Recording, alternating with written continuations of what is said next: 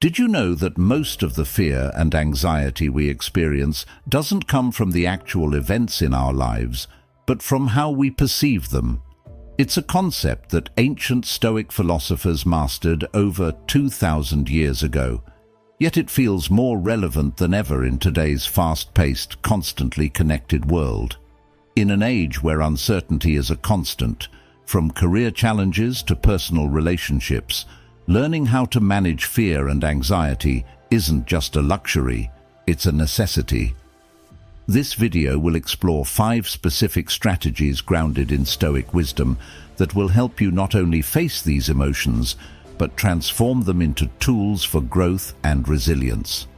These are timeless methods practiced by great thinkers and leaders throughout history, strategies that have been tested and integrated into the daily lives of successful people, bringing about profound and lasting change. Before we dive in, if you appreciate what we're doing here, a simple favor I'll ask is to hit that subscribe button. It's free and makes a huge difference. And don't skip any part of the video, because each strategy builds on the next, and by the end, you'll have the tools to confront fear and anxiety with confidence and live a life anchored in strength and clarity. Let's get started and uncover how to overcome your fear and anxiety and take back control of your life. 1. Understanding fear and anxiety through Stoicism. Fear and anxiety often feel like unwelcome guests in our lives, showing up uninvited and overstaying their welcome. But have you ever stopped to ask yourself what these emotions truly are? The Stoics would tell you that fear and anxiety are not the monsters we imagine them to be. Instead, they're signals, messengers that highlight our judgments about the world and the things we value. Understanding this is the first step toward managing them. Imagine you're standing on a stage, about to give a speech. Your heart races, your palms sweat, and your mind begins to spiral with what ifs. What if I forget my words? What if they laugh? What if I fail? The Stoics would pause and ask, why does this situation cause you anxiety? Marcus Aurelius, a Roman emperor and one of Stoicism's greatest teachers, believed it's not the situation itself that troubles you, but your perception of it. He wrote, if you are distressed by anything external, the pain is not due to the thing itself, but to your estimate of it, and this you have the power to revoke at any moment. Fear, according to Stoicism, arises when we imagine losing something we value, our reputation, our safety, or our comfort. Anxiety, its close cousin, emerges when we anticipate this loss before it even happens. Both emotions feed off uncertainty, magnifying the unknown into something terrifying. But here's where Stoic wisdom shines. They teach us that we don't have to be ruled by these feelings. Instead, we can interrogate them, understand their roots, and decide whether they deserve our attention. One of the most profound lessons from Stoicism is the distinction between what is within our control and what is not. Epictetus, a former slave-turned-philosopher, put it simply, some things are up to us, and some things are not.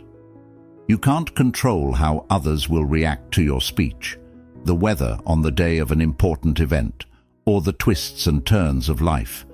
But what you can control is your own mind, how you think about these situations, and how you choose to respond. When fear and anxiety show up, the Stoics would encourage us to ask ourselves, is this within my power? If it's not, then why waste precious energy worrying about it? Imagine carrying a heavy bag filled with things you can't use or need. This is what it's like to carry anxiety over things you cannot control. Letting go of that weight isn't just liberating, it's life-changing. But what about the things we can control? Stoicism doesn't encourage passive acceptance of fate. On the contrary, it urges us to take responsibility for our actions and thoughts. If fear arises from your belief that you're unprepared for a challenge, then prepare. If anxiety stems from uncertainty, focus on the steps you can take to navigate it. The Stoics believed in living actively, not reactively, and this proactive mindset can dismantle fear before it takes hold. There's another aspect to this that the Stoics understood deeply: the role of values. Fear often signals a misalignment between what we value and what we focus on. Are we overly concerned with the opinions of others? Are we clinging too tightly to material possessions or fleeting moments of comfort? Seneca, another prominent Stoic thinker, reminds us, "He who fears death will never do anything worthy of a living man." This doesn't mean we should disregard fear entirely, but rather examine it. Is it pointing us towards something trivial or something meaningful? By anchoring ourselves in Stoic principles, we begin to see fear and anxiety for what they are, not insurmountable forces, but invitations to reflect and grow. They ask us to reevaluate our priorities, adjust our perceptions, and focus on what truly matters. When we face these emotions with a Stoic mindset, we reclaim our power. We stop being passive recipients of our feelings and become active participants in our lives. So, the next time fear or anxiety starts knocking at your door, pause. Ask yourself, what am I truly afraid of? Is this within my control? Am I focusing on what really matters? These are the questions the Stoics would ask, and their answers hold the key to transforming fear into a tool for growth.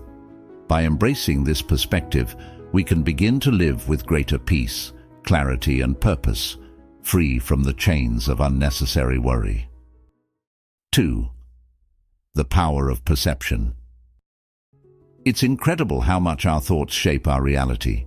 Two people can face the exact same situation, and yet one feels calm while the other feels consumed by anxiety. What's the difference? It's not the situation, it's their perception of it. This idea lies at the heart of Stoicism.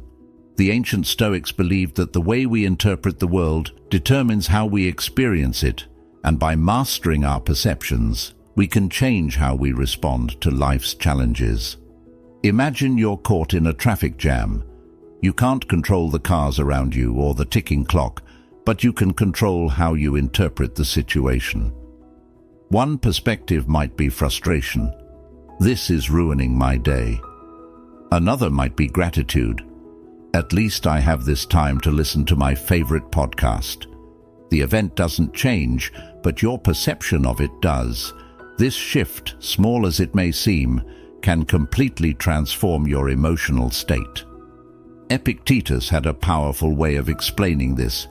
He said, "What upsets people is not things themselves, but their judgments about these things."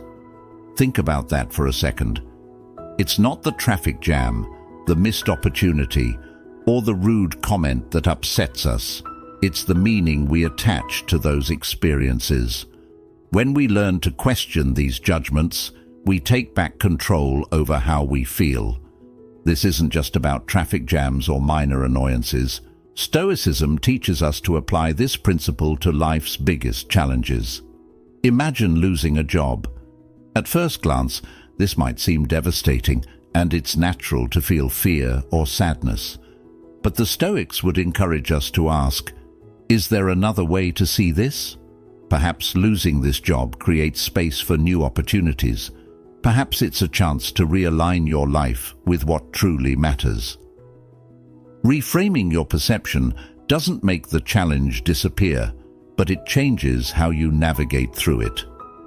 The beauty of this Stoic principle is that it empowers us to choose how we respond to the world. It reminds us that our perceptions are not fixed, they are malleable. Seneca, another prominent Stoic, said, "We suffer more in imagination than in reality." Often, we let our minds spiral, turning small setbacks into massive catastrophes, but by anchoring ourselves in rational thought, we can stop that spiral in its tracks. A practical way to do this is to pause whenever you feel overwhelmed. Instead of reacting immediately, take a deep breath and ask yourself, what story am I telling myself about this situation? Sometimes, just identifying the narrative in your head can help you realize that it's exaggerated or unhelpful. From there, you can consciously choose a new, more empowering perspective. This practice of reframing isn't about pretending everything is fine when it's not. Stoicism isn't about blind optimism. It's about seeing things clearly and choosing a response that aligns with your values and goals.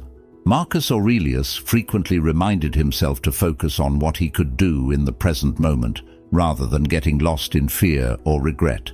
He wrote, "Don't let your reflection on the whole sweep of life crush you. Stay focused on the present situation."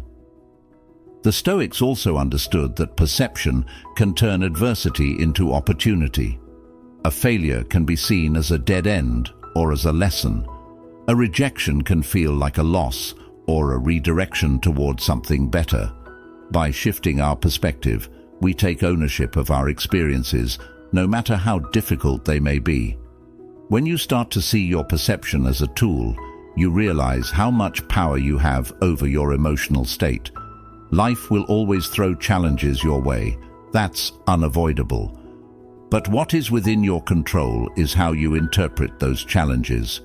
And as the Stoics would say, mastering this is the key to mastering yourself. 3. Focusing on the present. Have you ever noticed how much of your time is spent anywhere but here, in this moment? Your mind might be replaying a conversation from yesterday or spinning up scenarios about what might happen tomorrow. It's as if our thoughts are constantly tugging us away from the one place where life is actually happening, the present.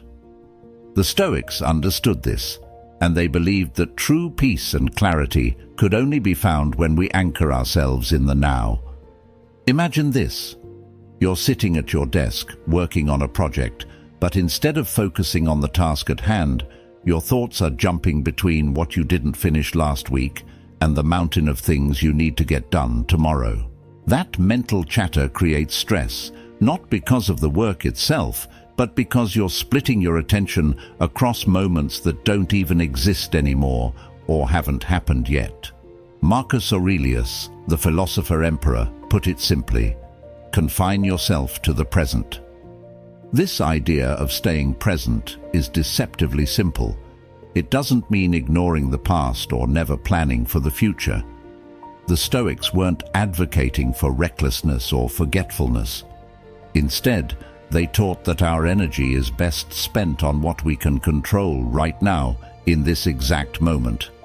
The past is unchangeable, and the future is unpredictable. What we do in the present is the only thing that truly shapes our lives. Take a moment to think about how much anxiety stems from either regret or anticipation. You might be replaying an awkward moment from a week ago, wishing you'd said something different.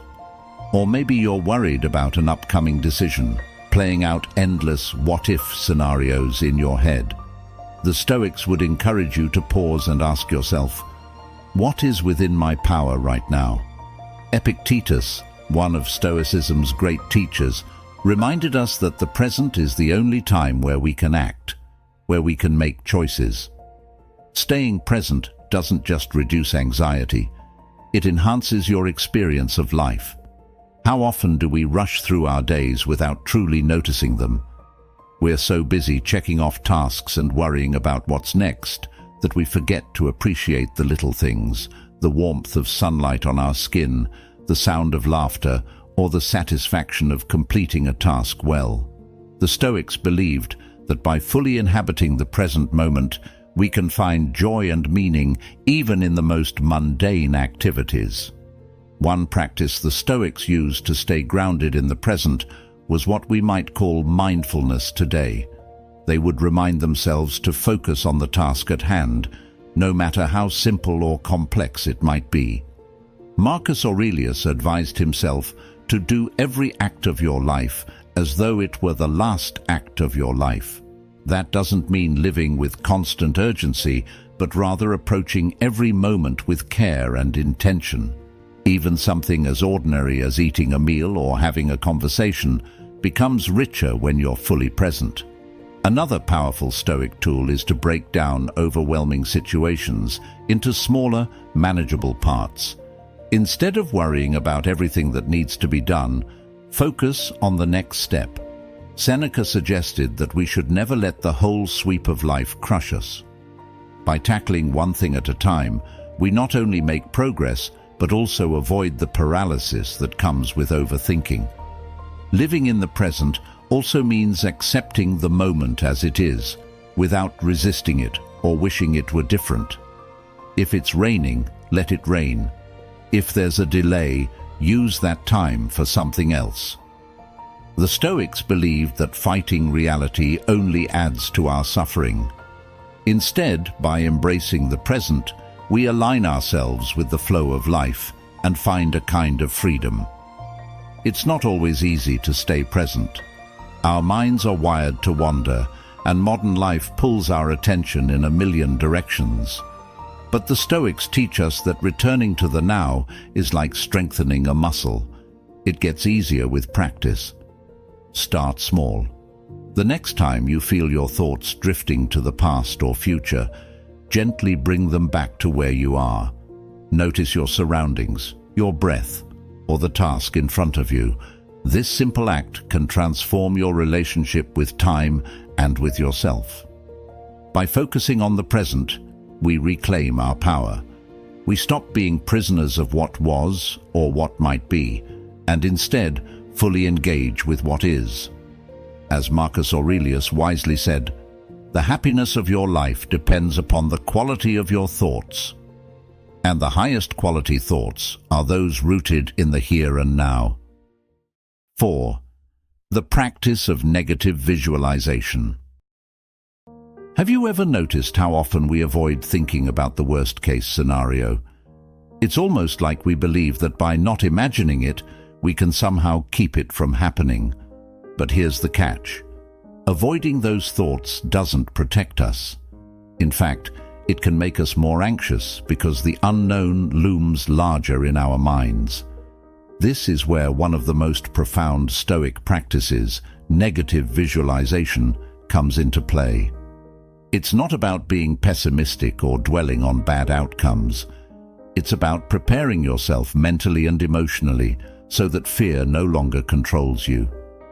Imagine you're planning an important event, like a wedding or a business presentation. The thought of something going wrong, bad weather, technical failures, a forgotten detail, might send you into a spiral of anxiety. The Stoics would encourage you to face those fears head-on, not to scare yourself, but to diminish their power. Seneca, one of the greatest Stoic thinkers, wrote, "He robs present ills of their power, who has perceived their coming beforehand." In other words, when we calmly consider what could go wrong, we strip those possibilities of their ability to overwhelm us. Negative visualization involves intentionally imagining the worst-case scenario, but here's the key. It's done from a place of calm, not panic. You think through what might happen and how you would respond. For example, if you're worried about losing a job, you might ask yourself, what would I do if that happened? How would I manage financially? What opportunities might this open up? By confronting the possibility, you start to see that it's not as catastrophic as it feels when it's just an unspoken fear lurking in the back of your mind. This practice doesn't just prepare you for life's challenges, it also has a surprising side effect: gratitude. When you imagine losing something important, like your health, your home, or a loved one, it makes you appreciate those things even more in the present. Marcus Aurelius, the Roman emperor and Stoic philosopher, often reflected on the impermanence of life as a way to stay grounded. He reminded himself that everything we have is borrowed, not owned. By practicing negative visualization, we learn to cherish what we have while we have it. There's a story often associated with Stoic thinkers about how they would periodically live as though they had lost everything. Seneca, for example, would spend days eating only the simplest food and wearing the roughest clothing, asking himself, "Is this what I feared?"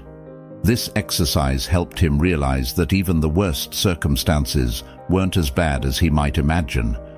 It gave him confidence that he could endure whatever came his way.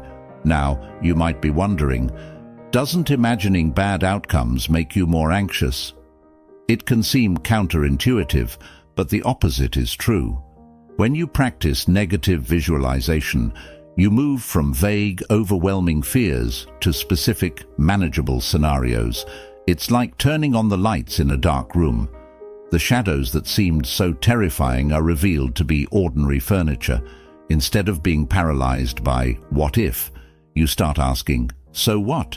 How would I handle this?" This practice also trains your mind to be more resilient. Life is unpredictable. Things will go wrong at some point. But if you've already imagined and prepared for those moments, they lose their sting. You stop seeing setbacks as insurmountable and start viewing them as challenges you're ready to face. Epictetus put it beautifully. Difficulties are things that show a person what they are. Negative visualization isn't about expecting the worst. It's about being ready for it. It's like carrying an umbrella on a cloudy day. You hope you won't need it, but you're prepared if you do. This preparedness doesn't make you anxious. It gives you confidence. You know that whatever comes your way, you have the tools to handle it. So how do you practice this? Start small. Take a few minutes each day to think about something you fear.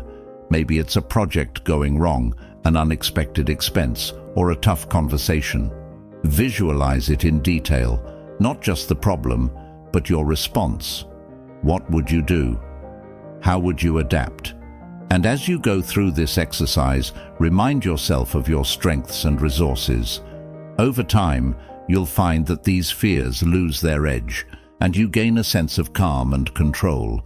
The beauty of negative visualization is that it's both practical and philosophical. It helps you prepare for life's challenges while also teaching you to appreciate life's blessings. The Stoics understood that by facing our fears directly, we free ourselves from their grip, and in doing so, we find a deeper sense of peace, gratitude, and resilience. 5. Building resilience through endurance. Resilience isn't something you're born with, it's something you build. And often it's built in the moments when life challenges you the most. Think back to a time when you faced a significant obstacle. Maybe it was losing a job, dealing with a difficult relationship, or navigating a personal failure. At the time, it might have felt overwhelming, even impossible. But looking back, you likely see that those experiences shaped you. They revealed your strength and your capacity to endure. This, at its core, is what the Stoics believed, that endurance is the foundation of resilience. The Stoics had a unique way of looking at hardships. Rather than seeing them as setbacks, they viewed them as opportunities for growth. Seneca famously said, "No man is more unhappy than he who never faces adversity, for he is not permitted to prove himself." Challenges, he argued, are what sharpen our character. Just like a blade grows sharper with friction, we grow stronger through the struggles we endure. Consider how this plays out in real life. Think of an athlete training for a marathon. The process isn't easy. Long runs, sore muscles, days when motivation feels non-existent. But through the pain and effort, their endurance grows. The same is true for our mental and emotional resilience. Each time we face a difficulty and choose not to give up, we become better equipped to handle the next challenge.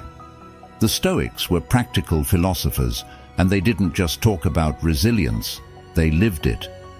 Epictetus, for example, was born into slavery and faced unimaginable hardships.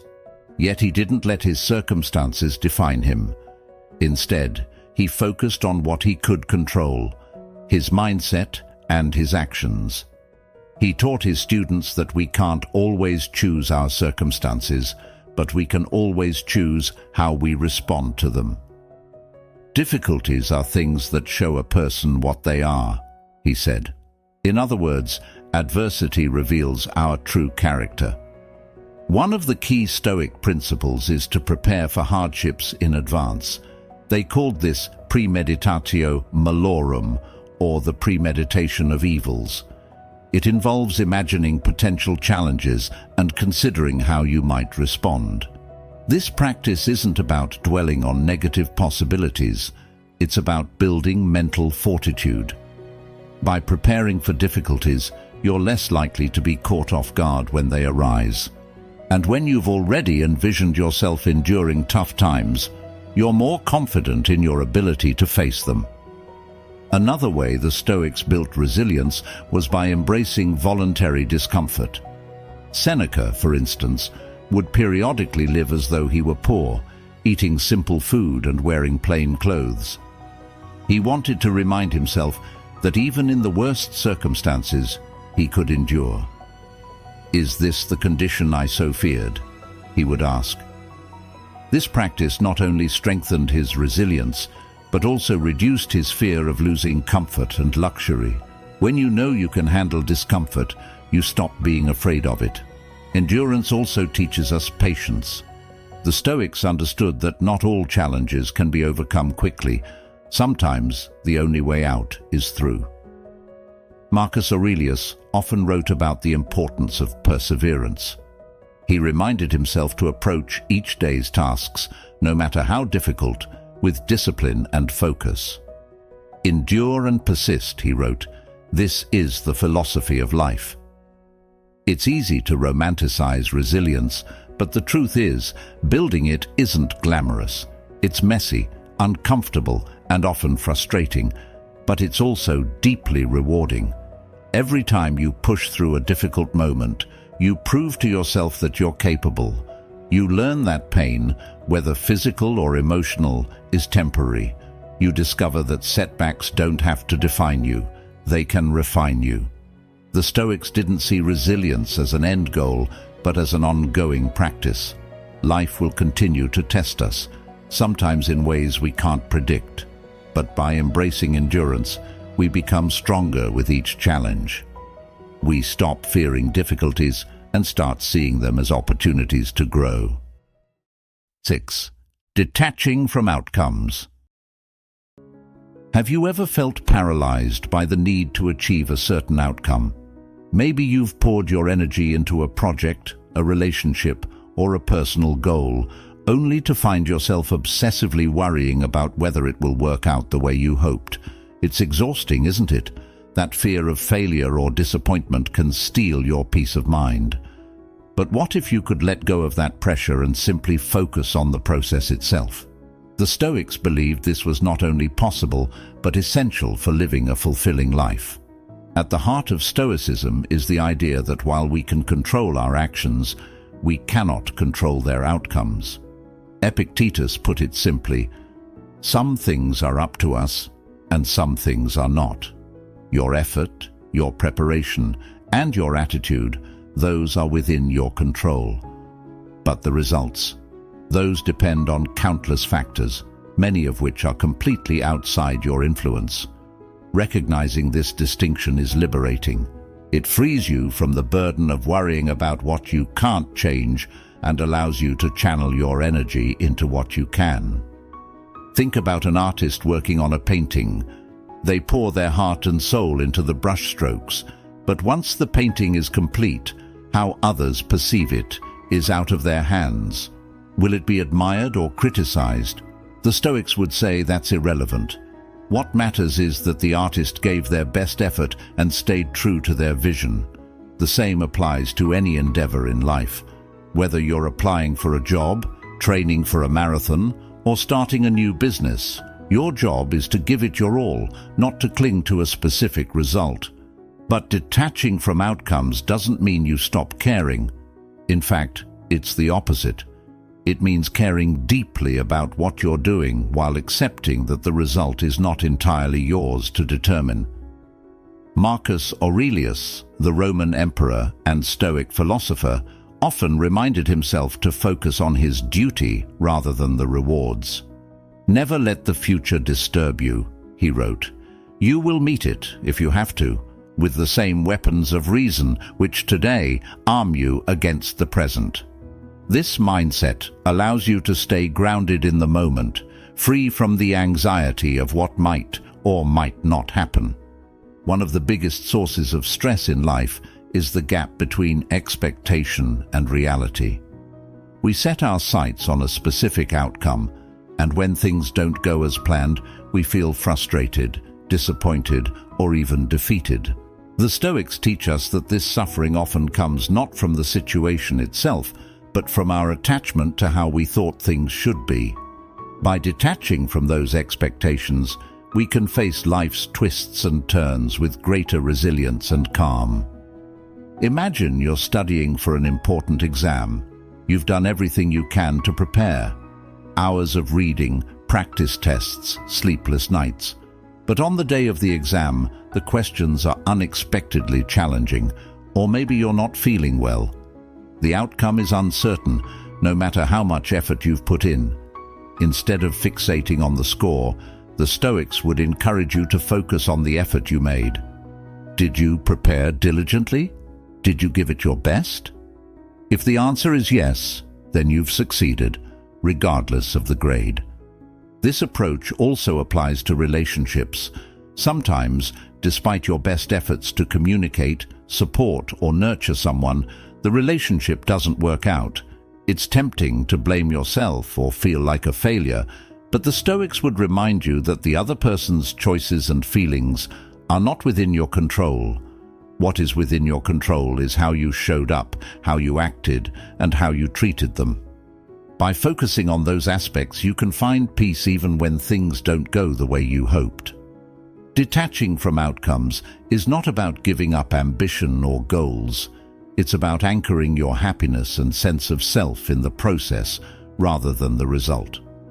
When you define success by your effort rather than by external validation, you take back your power. Seneca said it best: "The wise man is content with his lot, whatever it may be, without wishing for what he has not." This doesn't mean settling. It means finding fulfillment in the act of striving rather than in the fruits of your labor. The beauty of this Stoic principle is that it creates a kind of invincibility. When you detach from outcomes, you're no longer at the mercy of circumstances. Whether you win or lose, succeed or fail, you remain steady because your value isn't tied to what happens, it's tied to how you live. 7. Living with courage. Courage is one of those qualities we all admire in others, but often hesitate to claim for ourselves. We think of heroes in movies, firefighters running into burning buildings, or activists standing up against injustice. And while those are undoubtedly acts of bravery, courage isn't reserved for extraordinary moments. It's something we're called to practice every single day, often in the quiet, personal battles that no one else sees. The Stoics understood this deeply. To them, courage wasn't about being fearless. It was about taking action despite the fear. Think about the last time you were afraid to do something important. Maybe it was speaking up in a meeting, confronting someone about an issue, or even starting something new, like a project or a relationship. That little voice in your head might have whispered, "What if I fail? What if I look foolish?" Fear can be so paralyzing because it plays on our most vulnerable emotions. But here's the thing: courage isn't the absence of fear. It's choosing to move forward in spite of it. As Seneca, the Stoic philosopher, said, "He who is brave is free." The Stoics believed that fear is a natural part of life. It's how we respond to it that defines us. Epictetus taught his students to focus on what's within their control. You might not be able to eliminate fear entirely, but you can control how you act when it shows up. He said, Don't hope that events will turn out the way you want. Welcome events in whichever way they happen. In other words, stop waiting for the perfect conditions or the moment when you feel completely confident. Take action now, even if you're scared. Courage isn't always about grand gestures. It's often found in the small, everyday decisions. It's the courage to say no to something that doesn't align with your values, even if it's uncomfortable. It's the courage to stand up for yourself when someone crosses a boundary. It's the courage to admit when you're wrong and make amends. These moments might not make headlines, but they shape your character and strengthen your spirit. One of the most powerful aspects of Stoic courage is the idea of embracing discomfort. The Stoics knew that growth and progress often require stepping into the unknown. Marcus Aurelius wrote, "You have power over your mind, not outside events. Realize this, and you will find strength." This means that courage starts with mindset. When you face a challenge, instead of asking, "Why is this happening to me?" ask, "What can I learn from this? How can I grow through this?" Fear often thrives on uncertainty. The what-ifs can spiral out of control, making the challenge ahead seem insurmountable. But the Stoics would remind us that much of what we fear never actually comes to pass. Seneca wrote, "We suffer more in imagination than in reality." By confronting our fears head-on, we often find that they're not as overwhelming as we thought. It's the act of avoiding or running from fear that gives it power. Courage also requires vulnerability. And this might be the hardest part. To live with courage means to take risks, knowing full well that you might fail or be hurt. But as the Stoics teach, failure is not something to fear, it's something to embrace. Every setback is an opportunity to learn and improve. Difficulties strengthen the mind, as labor does the body, Seneca wrote. When you stop fearing failure, you open yourself up to possibilities you might never have imagined. Another important aspect of Stoic courage is its connection to integrity. True courage isn't reckless or selfish. It's about doing what's right, even when it's hard. It's about staying true to your principles, even when it costs you something. Marcus Aurelius often reminded himself to act with justice, kindness, and humility, no matter the circumstances. Courage, in this sense, is about staying anchored in your values when the world tries to pull you in different directions. Living with courage doesn't mean you won't feel fear. You will. But every time you face it and choose to act anyway, you're building a muscle. And just like any other muscle, the more you use it, the stronger it becomes.